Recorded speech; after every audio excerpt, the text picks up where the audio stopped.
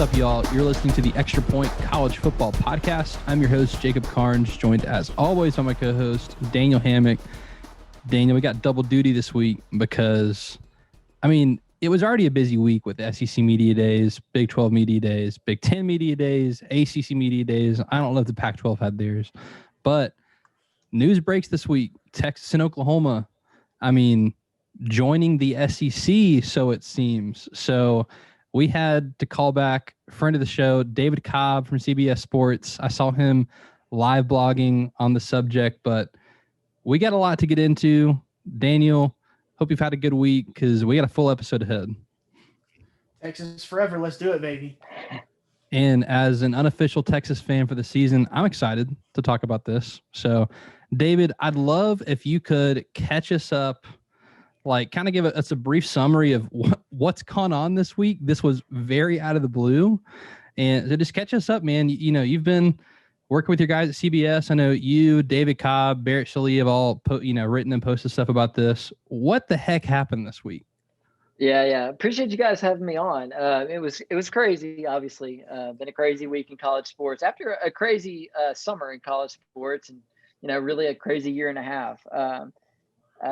So now we're looking at Texas and Oklahoma joining the SEC and making it a super conference or more so than it already was. If you just think about those brands expanding the league to 16 teams, it's pretty interesting. And the timing of it, as we alluded to, prior to the show, is just wild because this news breaks of their interest in the SEC just right before Jimbo Fisher goes on stage at SEC Media Days in Hoover the other day. And that timing is I don't think coincidental. Obviously Texas A&M doesn't want this, and it's not hard to see why. They left the Big 12 in part so they could set out to do their own thing and be their own brand, and it's worked well for them. Their football program is in a really good place right now, and the revenue of the SEC has only continued to fatten their pockets over the last decade. And it's no surprise, that Texas and Oklahoma would want in on that, but it's still shocking nonetheless when something like this drops, because just there's so many dominoes that will fall from it. And here we are, we're discussing this on Saturday night, and publicly at least, Ross Bjork, the A&M athletic director, is saying, hey, bring it on. And then of course we also see the Big 12 saying, hey, you know what? The other 8 members of this conference are willing to, bend the knee a little bit and sweeten the pot for Texas and Oklahoma and give you guys some of our cut of the TV revenue, maybe, if you'll stay. CBS Sports and Dennis Dodd have something on that up, right now. And so that's kind of, I guess, would be the latest as of Saturday night is the Big 12 saying, hey, can we give you more money and convince you to stay? And I don't know. I kind of am skeptical about the legitimacy of that being enough for those schools. I think it would be hard to go back to the Big 12 at this point. It's like you sent the breakup text already, and you've already kind of asked the next girl out on a date, and it the illusion of it the optics would look awful if they try to go back to the Big 12 at this point. Let's shift this conversation to, what implications does this have on the SEC? So whether it's money, games, rivalries, so, what the conference schedule, this has a lot of implications inside the conference. Daniel, I'll throw it to you. What are some implications you see within the conference as Texas and Oklahoma teams are joining the Southeastern Conference? Right. So obviously these are 2 big money schools. So you mentioned money.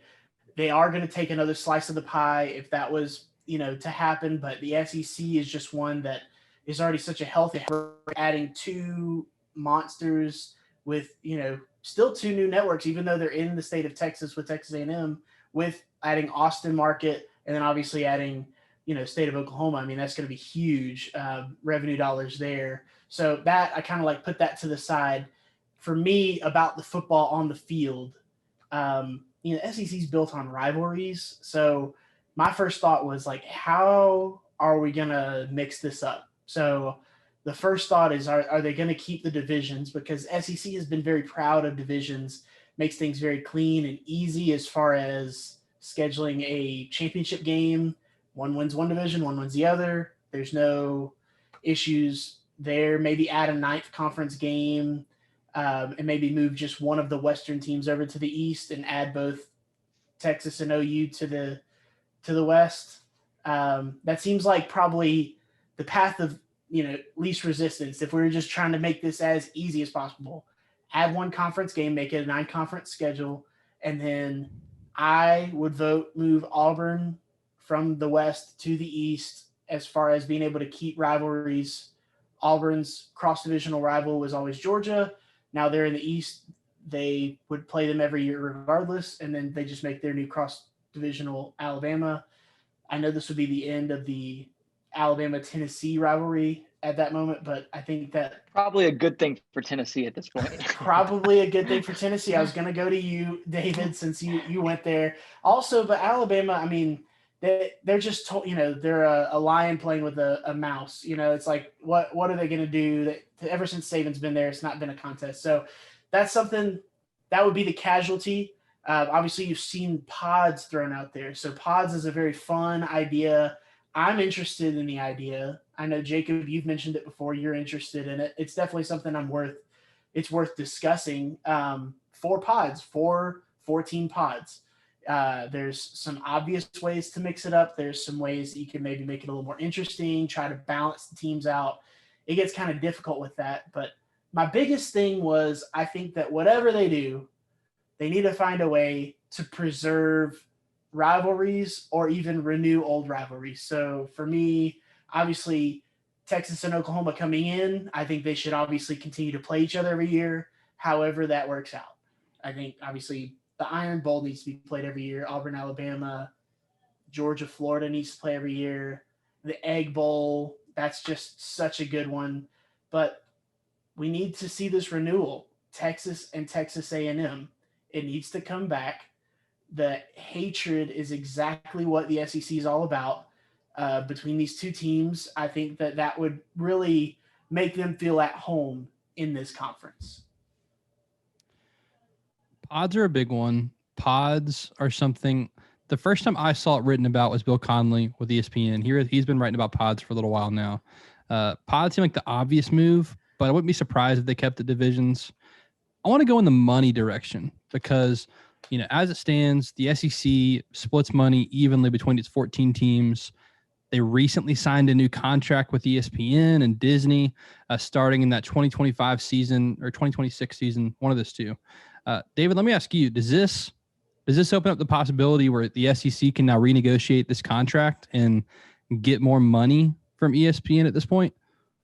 Yeah, I think it would have to open up that possibility because otherwise, you're looking at distributing the same amount of revenue among a larger number of teams. And so I don't think Texas and Oklahoma, given the legal battles that they're about to enter, from the Big 12 side, would be willing to do this with, I think there's still 3 or 4 seasons left on their current Big 12 contract. And they would be penalized heavily for breaching that contract. And I don't think they would leave unless they were pretty sure that, ESPN was willing to renegotiate that deal and, sweeten the pot for everybody. And so it doesn't make sense from the SEC standpoint to just add 2 more teams for the sake of adding 2 more teams. You're adding Texas and Oklahoma for a very strategic purpose, and that's because of the value they will bring to your next TV rights contract. And so, yeah, absolutely. I absolutely believe that there would be a renegotiation here. And, the ESPN's a major player in all of this at this point, and they're going to have those TV rights negotiators and executives will have a major hand in the way college football is restructured going forward. And honestly, that was already the case before the realignment came out because, the college football playoff, they've got the rights to that. And, there was already talk of tripling the size of the CFP field. And so, that alone was going to be a new financial windfall for, a lot of these programs and the major conferences. And now, yeah, I don't think there's any doubt if Texas and Oklahoma join the SEC and are playing ball in that league, I don't care when the contracts are up or what the dates on those deals are, you rip all that up and you go back to the drawing board. And that's got to be a part of this. And that's I think the reason why all this is happening, because think about this, like getting back to on the field stuff. Oklahoma's done a pretty good job of making the college football playoff out of the Big 12 with it at 4 teams, and if they expand the college football playoff to 12 teams, so long as Lincoln Riley is the coach there at Oklahoma, they could sleepwalk through the Big 12 to a 12-team playoff. And Oklahoma, for that matter, even at their current, Texas, even at their current trajectory of winning 9 or 10 games, on an up year, they could get in every other year at their current pace out of the Big 12. So it's not going to get easier for those schools to make the playoff, in the SEC as opposed to the Big 12. So, they're not doing it for competitive reasons. They're definitely doing it for financial reasons. And, the votes that they're going to get from the SEC would definitely be contingent upon, those rights increasing. And so I think that's a built-in part of this is the SEC becoming, far and away the most lucrative place to play in terms of the TV money. Let's shift our focus from inside the SEC to outside the SEC, because obviously this is going to have an effect on all of college football, not just within the conference. So, Daniel, I'll start with you. What are some implications of Texas and Oklahoma going to the SEC? What's happening outside the conference? What does this mean for the Big 12? What does this mean for other conferences? What does this mean for the sport? Well, let me kind of go back. I want to maybe bring this to just an earlier stage. Just Texas and Oklahoma leaving the Big 12, not even joining the SEC. If for some reason that deal falls out, if they still leave, I think that there is a chance that both of those could either join another conference or even potentially go independent. Now, I think that those are floated out there. So I'm just going to put those aside, and just the Big 12, they can either add some more teams and try to make this work. I see that as less likely. I just don't know if they're going to be able to replace that revenue that was kind of keeping them afloat. Like that, you look at the numbers and it was always the SEC and the Big Ten are so far ahead of everybody because of their network deals and things of that nature, and just their brands overall. Well, Texas and Oklahoma were, holding up the Big 12, and they were still a middling conference. They were better than the Pac-12, but they, were basically battling the ACC for that third spot. So I don't know money-wise if it makes sense for them to add an SMU and a Houston and like things that have been floated out there. Maybe add some of the AAC teams, maybe add a BYU, make them a part of the conference, that kind of thing. I think that's attractive in that sense, but I think it would almost, it would almost relegate them to being a group of 5 school. I don't think that they would be considered, or a group of 5 conference, excuse me. I don't think they'd be considered a, Power 5 anymore. It'd be like more of a Power 4. Other options I've seen is either, I know they made the call to the Pac-12 to try to create some sort of merger or just an overall grouping together.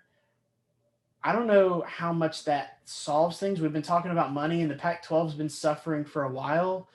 Yeah, you've got a conference to kind of pull everything together with, but, I don't think that that's a long-term solution to anything. It's funny to think that Kansas is one of the last big power brokers in the Big 12. Of course, we're a college football show. We talk about college football. We love college football, but Kansas, they're a big power broker, obviously, because of the hardwood. They're talking to the Big Ten and potentially solidifying a spot there and being, the premier basketball conference, them in the ACC. But really, that would add a lot there. It's funny to think that Kansas might have the next amount of push in that conference. Yeah, Nebraska's like, hey guys, welcome. Finally, somebody in the West we can beat. We'll take it. Yeah. I think you mentioned the whole money deal. Yeah. The Big 12 adding, a Houston, an SMU made a lot more sense when Oklahoma and Texas were still in the conference. Yeah, of course. That's a lot more fun, but like there are no 4 teams that replaces the money. of Oklahoma and Texas. There are none. And so I think it's a lot more likely. And that goes for the Pac-12 too. Like the Cover 3 did an exercise months ago, and a listener asked a question about, like, if you take Oklahoma and Texas out of the Big 12, which conference is better, the Big 12 or the AAC? And Tom Fernelli and Chip Patterson said the AAC is better without Texas and Oklahoma. And I would agree. And so there are no more teams left in the Big 12 that adding them to a conference makes a TV deal sweeter. We think Iowa State's going to be really good this year.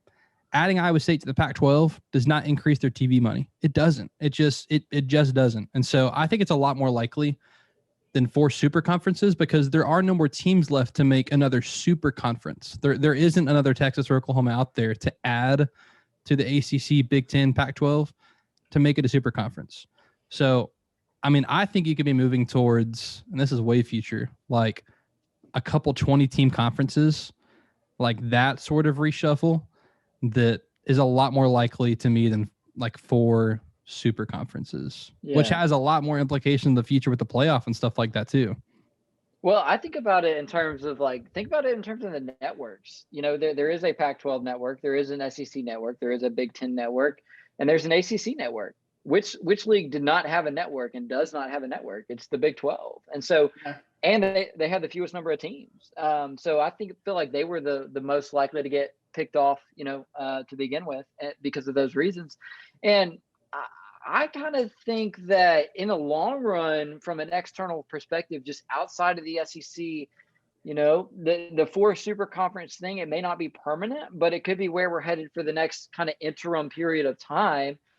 Because I do think that even though there's not a big brand left in among the 8 Big 12 schools that would be left after Texas and Oklahoma leave, I think from the Pac-12's perspective, there could be value if you were able to swoop up in one package Texas Tech, Baylor, and TCU, because do the 3 of those combined maybe get you close to a Texas, you know, number of eyeballs? I don't know. I mean, maybe you're talking about 3, you know, fairly large alumni bases in a really populated state. So, you know, maybe if you can get those 3 schools, maybe you can get Oklahoma State in there too. All of a sudden, you know, that long suffering network, you know, has a lot more eyeballs in a part of the country that cares more about college football.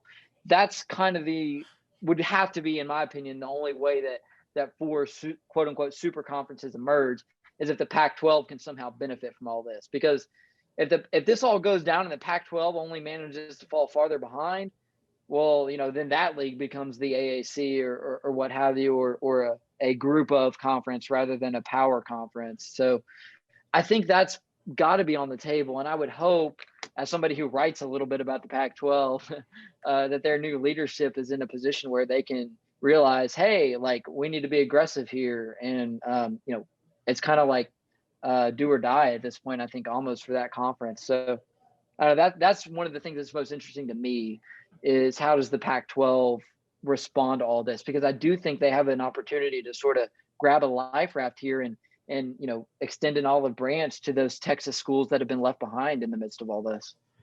I like that perspective, because obviously those Texas schools, you have to kind of, if you group the others together, you kind of get those markets to, you know, they're spread out amongst the, you know, their alumni base, like you said, spread out across the state. That might help bringing that kind of stuff in. Josh Pate did an exercise a few weeks ago asking his listeners what would turn college football on its ear if it happened this season, and nobody mentioned this. And now I'm starting to think this seems Texas and OU leaving one conference, leaving Big 12 and coming to the SEC, just that happening alone has almost created like a stock market effect. You know, last time we had John David, we did like a stock market, you know, ups and downs. This feels like a volatile market right now. This feels like I'm investing in Dogecoin, whatever you call it. And I'm just like watching it every day. And then somebody tweets out to the moon. I go look at it. I'm excited. And then the next day it's down, you know, 50% of what I just saw. So I don't really know where things are at. I kind of feel like I might, you know, am I still going to love this game after all the dust settles from all these moves? You know, I mean, I think the answer is yes, because I just love this game so much, but it will feel different one way or the other when, you put in, I mean, obviously transfer portal was a little something to get used to. That's been fine. NIL happening, and then this happens, and now we're starting to do a bigger realignment than what we've had before. I've just started getting used to Texas A&M and Missouri being in the SEC, Maryland being in the Big Ten. I still have trouble with that. All these different teams joining these different conferences. I'm just now kind of getting a good feel for it. Now we're pulling the rug out from under it. So Yeah, I don't really know. Think about how the video game developers over at EA Sports are feeling right now. Yeah. Oh my gosh. They're like, oh, just delete that whole thing, I think one last implication I'll say within the conference is there's been this whole battle between TV and ticket sales in the stadiums, and TV will forever win. Like, that's not going away. But you want to increase ticket sales? At Oklahoma and Texas is in every other year you're playing one or the other for your home games, and ticket sales are going to go up. I mean, this adds more exciting games every single season. If you're in the SEC, I look at a team like Georgia, where this year their home schedule is, I mean, you got South Carolina, they have UAB, they've got Charleston Southern, Arkansas. Like, they don't play Florida, they don't play Bama, Auburn, LSU, A&M. None of the big money schools are coming to play in Athens this year. Yeah, it's Kentucky, I'm a Georgia fan. Missouri, Charleston Southern, Arkansas, UAB, South Carolina. The game that would have been a home game, that they had in place was them playing in Charlotte, playing Clemson. Yeah, you add an Oklahoma or Texas to that schedule, and ticket sales go up. Right.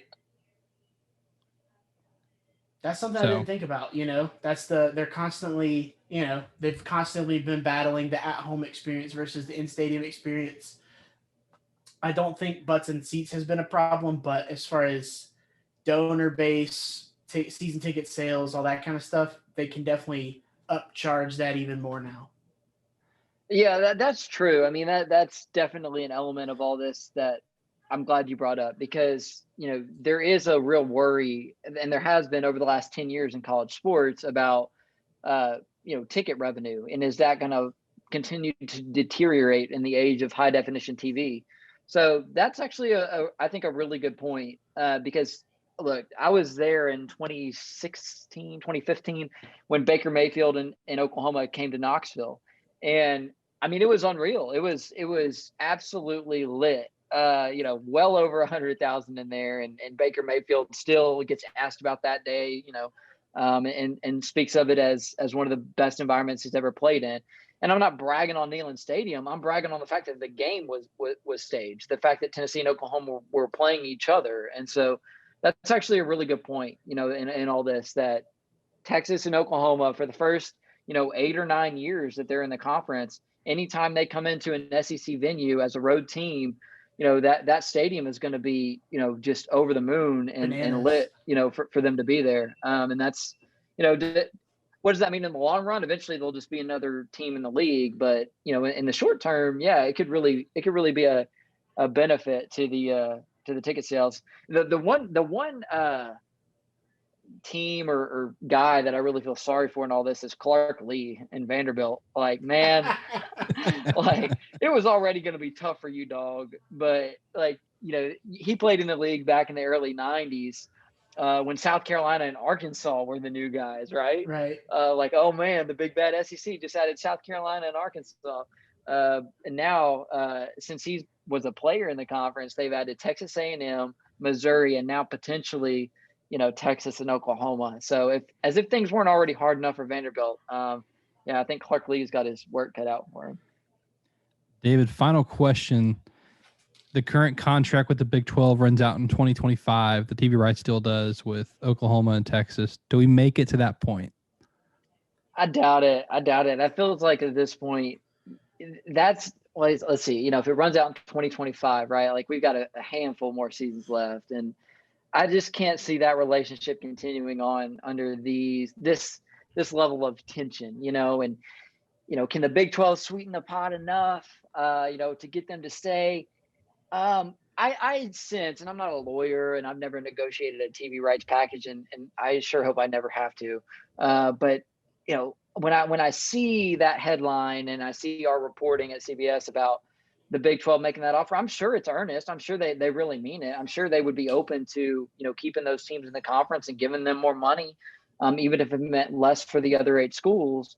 But if that were to happen, I just see a lot of tension rising to the surface to make those relationships almost unbearable for the 10 teams in the conference. And then, the other thing that I think about too is if this does go to court, the Big 12 probably wants to be able to say, hey, look, we did everything we could to try to get them to stay. And in fact, we were willing to give them more money. That's how much this contract and honoring this agreement meant to us. So make them give us as much money, all this money, right? Because we wanted them to stay and we were willing to compensate them, even above and beyond this contract to do so. So I think it's 2 parts. I think that's probably some legal maneuvering, and I think it's also some earnestness and saying, hey, yes, we would put our tails between our legs and beg you to stay. And both of those things I don't think are healthy for a conference. I don't think that either of those things bode well for working together. And if either of those things were to happen, like just I don't think it's creates the type of working relationship and the type of dynamics between university presidents and athletic directors that is conducive to, participating in a conference together. So I guess, no, I don't think I see the Big 12 continuing under its current 10-team construction for very much longer. It's almost like the George Costanza and Seinfeld says, I don't have hand in the relationship. It's like whoever has hand, whether it's the woman or the man, they control and dictate the relationship. Texas and Oklahoma have so much hand, like they don't know what to do with it right now. So if they were to come back, they would still be in that position. It would be so unequal, the balance of power. I agree with you. That's such an unhealthy relationship for them long term. It would still, I think something would fizzle out after a couple of years anyways. Even if they tried to hold on to something, they sweeten the pot, they're going to come in a couple of years and try to renegotiate again and get more money. So yeah, and if they were just trying to leverage more money out of this, they wouldn't have done it all in such secrecy. They would have had lawyers or reporters leak it, to the Big 12 brass and to Bob Bowlesby and say, hey, Texas and Oklahoma are thinking about leaving, Bob. Why don't you get with the other chancellors and see what y'all can do? But they waited until what feels like the 11th hour on all this. And really what we are assuming is that it was Texas A&M that is ultimately the school that broke the silence on all this. And so to me, that suggests that Texas and Oklahoma knew that there was really no negotiating to be done. And, it's like, yeah, I'm sure there's now an analogy to be had there with the housing market or the buying a new car or something, but it's not coming to mind right now. But just the idea of them being willing to negotiate with the Big 12, I don't know that I see that. It just seems really far-fetched. Yeah. So that Big 12 deal runs out in 2025. The new Disney and SEC deal starts in 2024, worth $300 million a year.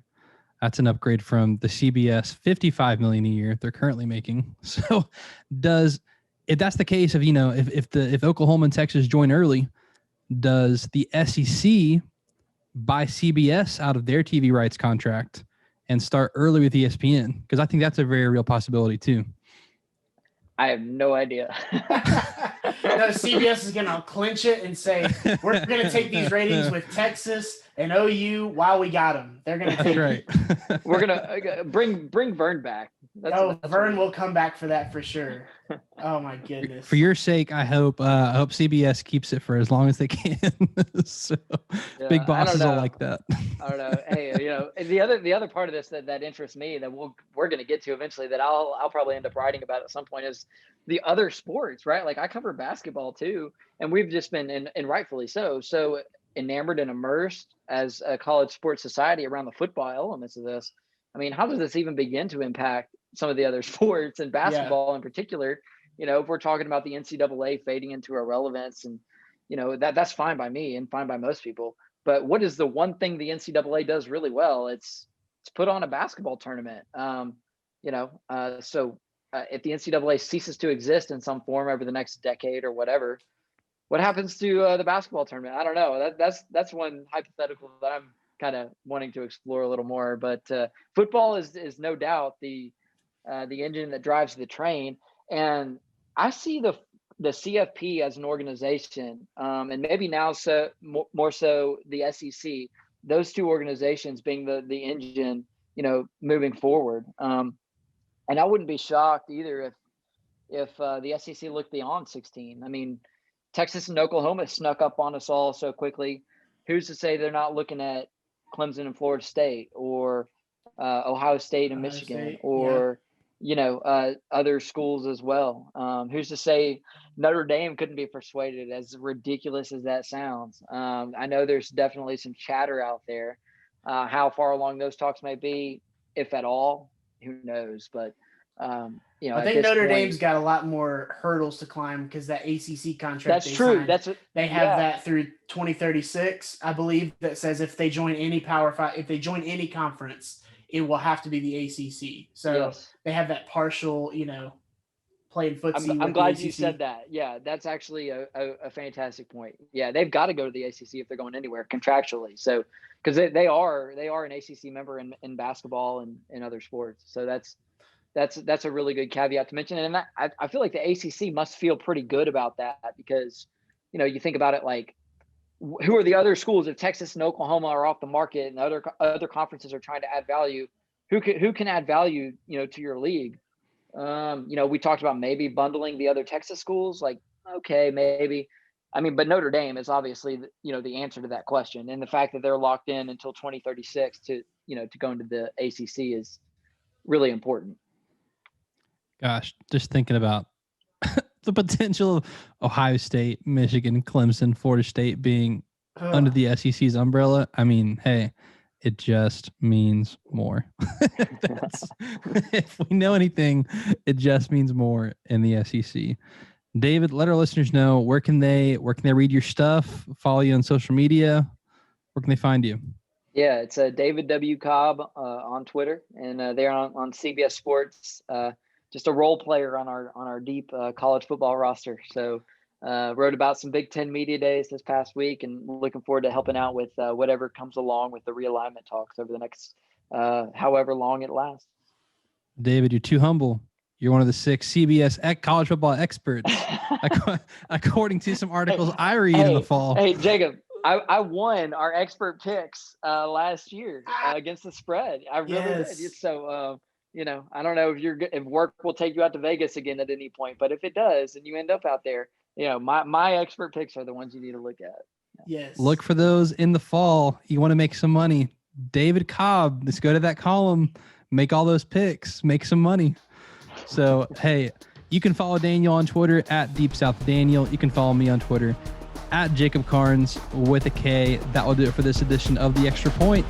He is David. He is Daniel. I'm Jacob. See ya.